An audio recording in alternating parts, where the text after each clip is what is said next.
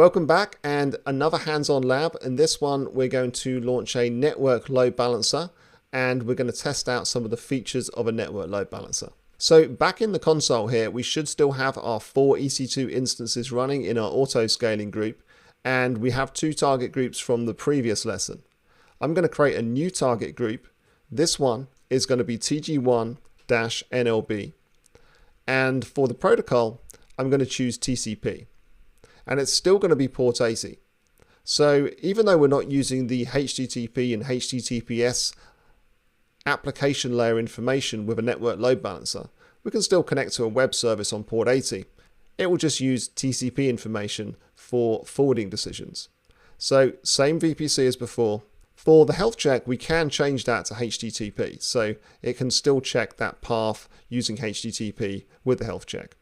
I'm going to click on Next, and again we're going to select the instances in US East 1A and 1B, include as pending, and then create the target group. Next we create another target group. This one will be TG2-NLB, and again we're going to choose TCP port 80, health check can be HTTP, click on Next, and then register these 2 bottom instances in 1C and 1D, include as pending, and then create the target group. So we now have these 2 new target groups, the TG1-NLB and TG2-NLB. Let's go to load balancers. We're going to create a load balancer, choose network load balancer, and I'm going to call this my NLB. For listener, it's going to be TCP 80, and we're now going to select the VPC, make sure you got the right one. I'm going to choose these 4 availability zones, 1A, 1B, 1C, and 1D. And in this case, you'll see that you can select an IPv4 address. So we'll either leave it as dynamically assigned by AWS, or you can choose an elastic IP address. Let's leave that as it is. Click on Next. Notice that there's no security groups here. There's not actually a security group associated with a network load balancer. We go through to targets, choose existing target group, and as you'll notice here, there's only 2 target groups. We've got 4, but the ones which are configured for HTTP don't show up here because they're not compatible with a network load balancer. Let's choose TG1, leave the rest of the settings as they are. Targets will be registered automatically for us, and then we just go through and create that network load balancer. So that's great. We've got the network load balancer. We'll see that the DNS name is generated automatically for us, and then we just need to go to target groups, and let's go in and check our target groups and see how our targets are getting on. So again, we're in an initial state, so we want to wait until these are in a healthy state before we try and connect to our load balancer. Okay, so my instances are both healthy now. So what I can do is go to load balancers, and on the description page, copy the DNS name of the load balancer. Let's put that into a browser tab, and we're on the instance in US 1A. Now I'm hitting refresh, but what you'll notice is this time it's not automatically directing me to the other instance. I'm actually stuck to this one particular instance, and there comes up the second one now.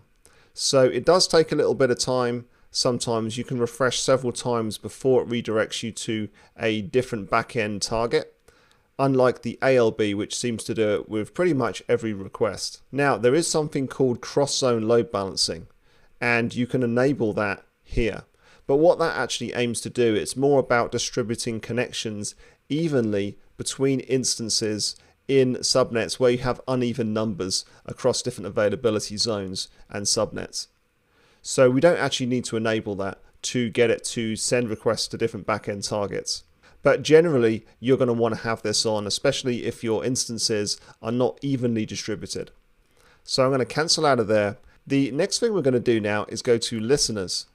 Now, you notice if I go in and edit the existing listener, I don't get the same options as I did with an ALB. I can't really do much but change where I'm forwarding the traffic to. So it doesn't have all that clever stuff about routing using the application layer data. But what we can do is add an additional listener.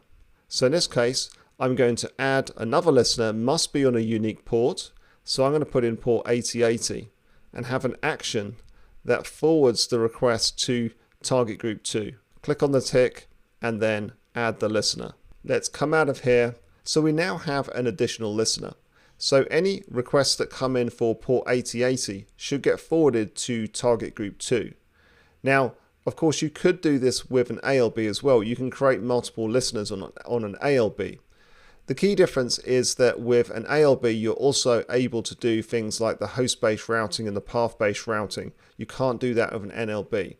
So we can only forward requests to a different target group based on having a different listener.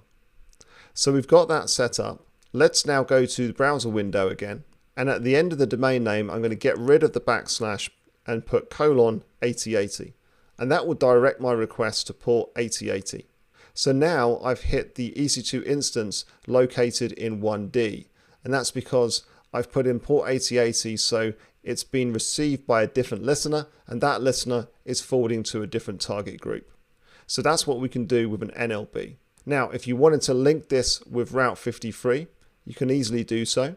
Back in Route 53, I'm going to go to my hosted zone, and we already have a record for dctlabs.com. We can edit that record, change the alias type to a network load balancer, and again choose the region. I'm in US East 1, and then choose the NLB, and we can save that record type. So now we should be able to hit that NLB using dctlabs.com. So I've come back to my browser window, I put in dctlabs.com, and we've got forwarded to the EC2 instance in US East 1B. And just as before, I can come back and put :8080 on the end, no slash, and we go to US East 1C. So that's all working very well. So I'm actually finished with this now, and we've actually finished with the EC2 instances as well. So what we can do is go down to auto scaling groups, and I'm just going to delete my auto scaling group, and that should automatically terminate the EC2 instances. So just go into instances and make sure that happens, but it is in a deleting status, so it should delete all 4 instances. Now let's go to load balancers, and we can delete our NLB. Now those are the only things we absolutely need to do in terms of making sure we don't end up with any bills.